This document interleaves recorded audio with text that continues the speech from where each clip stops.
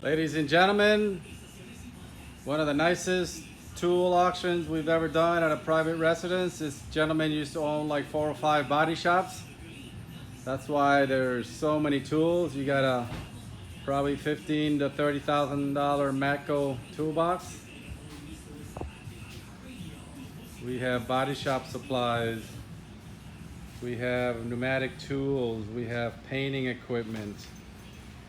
We have small lots, large lots. We have Snap-On, Matco, a little bit of everything. We have garden tools. We have Matco lawn chairs, Makita radios, a lot of pneumatic tools, a little bit of everything. Grinders. We have large lots of Craftsman tools, vintage Snap-On hammers, shears, Snap-On screwdrivers, all kinds of different pneumatic tools and accessories. Cool little Matco bench.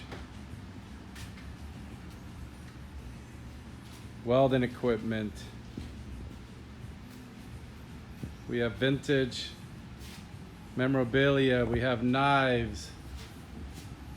We have ammunition. No guns, just ammunition.